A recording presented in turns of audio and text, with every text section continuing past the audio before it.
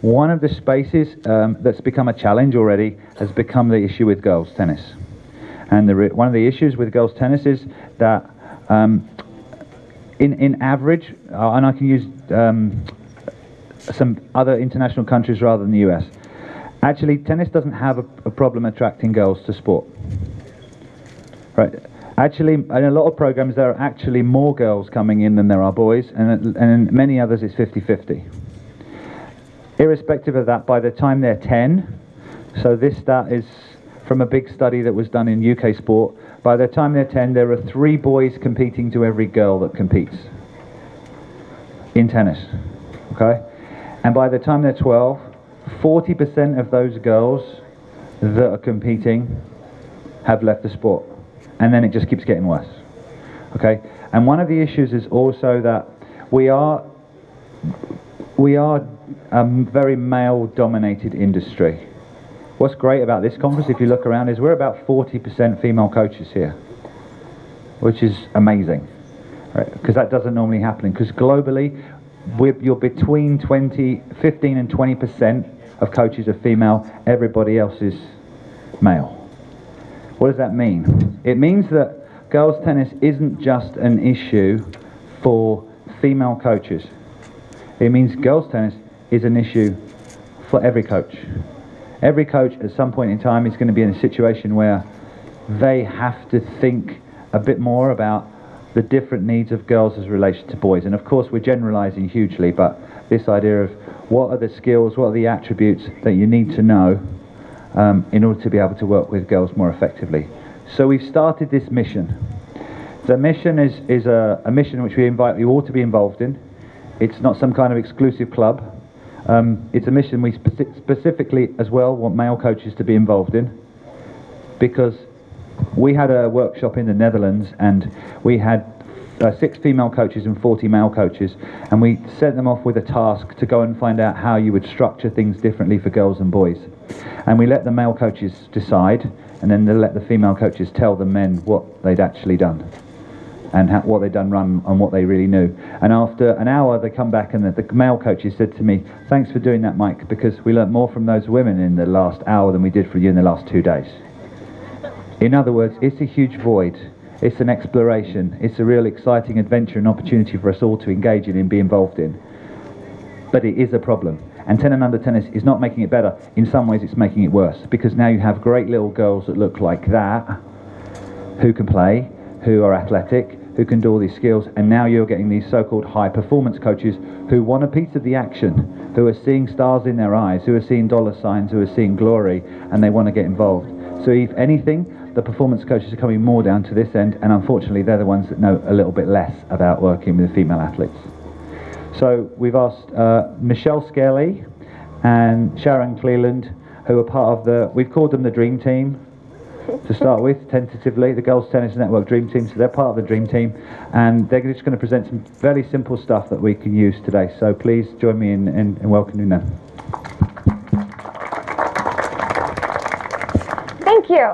I'm not exactly sure if this was planned, but obviously Cher and I were chosen because we dress exactly alike. So we are twins, but also really cool, we're both raising boy-girl twins.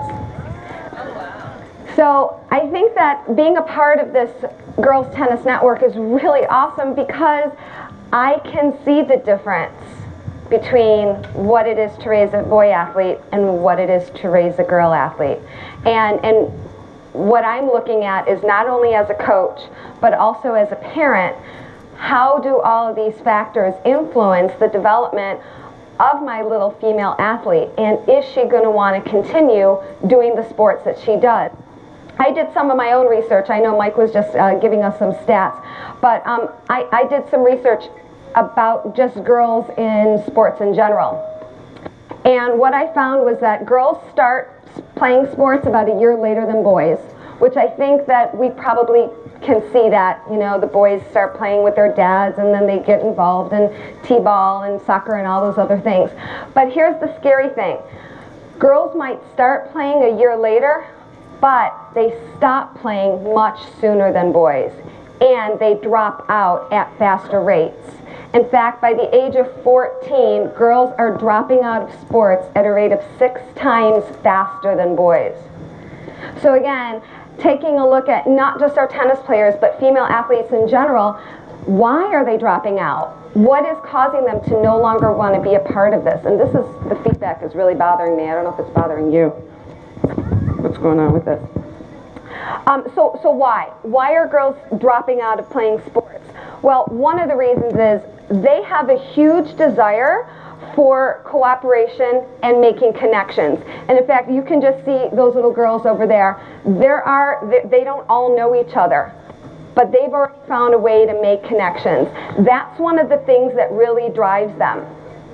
And the primary goal for them is to be friends. Has anybody ever coached a high school girls tennis team where you've said, okay, we're going to start playing challenge matches? I don't want to play against her. She's my friend. And if I beat her, she might not like me. So they get together, they go up at the net, they're like, listen, Sharon, I know you're better than I am, so let's just tell this coach that the score was 6-3. We'll go off onto the last court, we'll play a little bit, we'll come back. They don't want to do that. They don't want to not be friends with their competitors. But guess what? We put them in situations where they're constantly competing, so that drives them out of wanting to participate. So that's something that we're going to take a look at. Female athletes consider the success of the team over individual success. And when you take a look at tennis, we're very much an individual sport. That has to come into play at some point. Girls value playing fair, playing hard, and sportsmanship over winning. But what happens as they become better tennis players is we start pushing the competition. We start pushing winner takes all. And so again, that's something that can drive them out of sports. As girls get older, they have a crisis of confidence. They start losing their self-esteem. And how does that make them feel when then we put them into pressure situations? If they're already losing their self-esteem and they start not feeling successful, or they start feeling like they're being put on the spot, are they going to want to continue doing that sport? One of the other reasons is poor coaching. Obviously not here, not the people that I have in front of me, but I can pretty much assure you that there are a lot of coaches out there, and I will say that that's myself included, didn't really understand the difference of what it was to teach a girl versus teaching a boy. And we're not saying that you have to create all girl groups by any means. All right, so we're not saying let's separate the girls from the boys. What we want to do is take a look at environmental factors, emotional factors, and how can we fit those factors into the needs of the girls, into our existing programs. And one of the last issues that girls, one of the reasons why they leave sport is because it's unfeminine. You know, and for those of us who grew up, you know, being athletes, playing tennis or playing other sports, there was a fine line between being a girl and being an athlete. And sometimes we had to make the decision as to what we were going to be. Were we going to be the athlete, or were we going to be the girl? And my question is, why can't they be girls and athletes at the same time?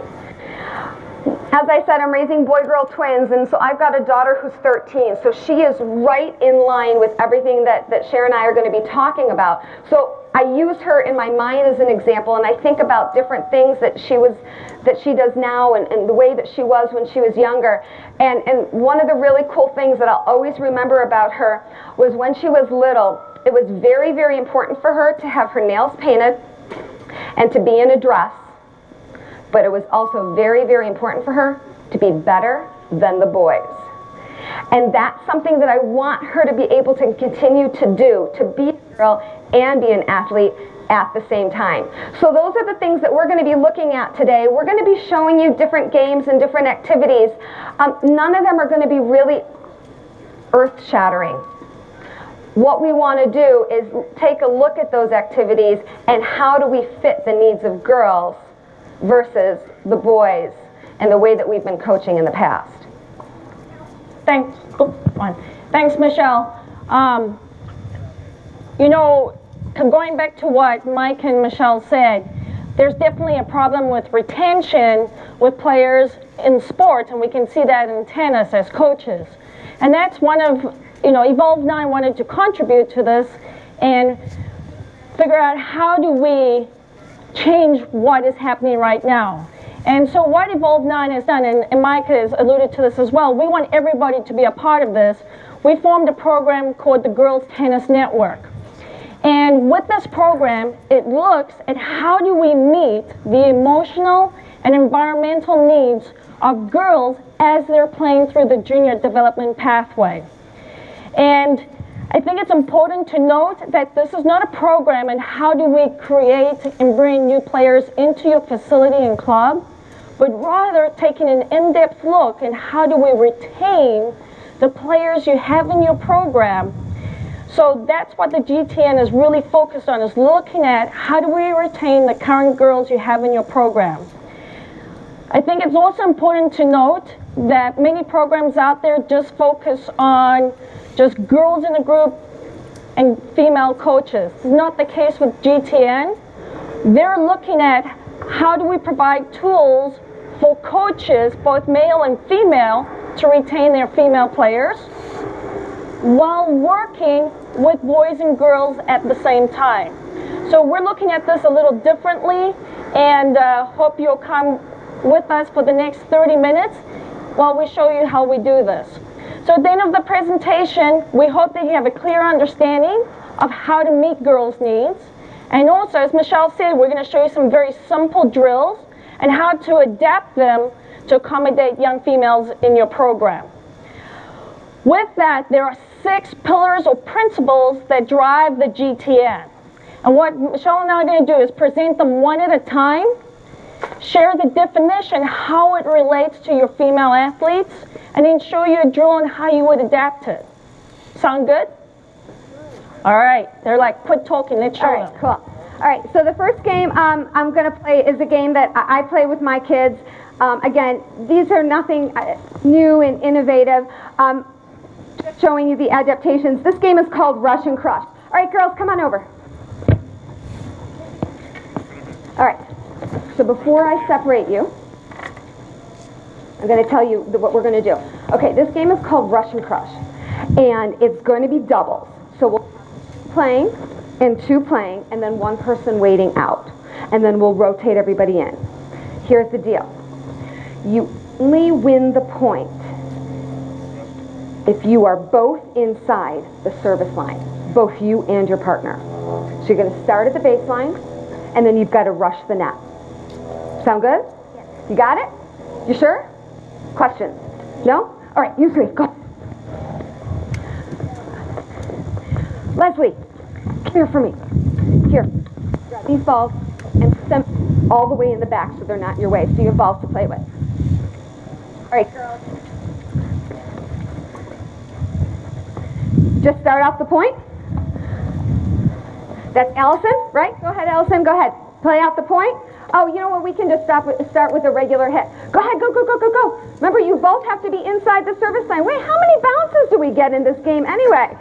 All right, yeah, well, 1, and the ball bounced twice. We're going to do that one over again. Madison, you can start it off with just a drop feed. Just hit that ball. All right, now play out that point. Remember, you both have to be inside the service line. Oh, Leslie, you've got to rush in. All right, let's rotate 1 person out. Taylor, you're in. Madison, you're out. Allison, move over. Go ahead, girls. All right, let's play out that point one more time. And you both have to be inside. Oh, go, go, rush, rush, rush. Are you in? Oh, you got to rush in. So they still don't have points. It's still 0 to 0. Okay, go ahead. Keep on playing. So here's what I want all of you to do. Again, this is a game that I'll play with my kids, play with my adults. Please watch what they do at the end of the point. That's all I want you to do. What do they do at the end of the point with each other? You're jumping. What's the score? 0, 0. Okay, let's get a point. Somebody on the board. Here we go. Who's got a ball? Here we go. Start us off. You got it. Oh, she starts it off with a serve. Got to get in, got to get in. Go, go, go, go, go, go. Oh, we got a point. 1-0. All right. And girls, just hold up for 1 second.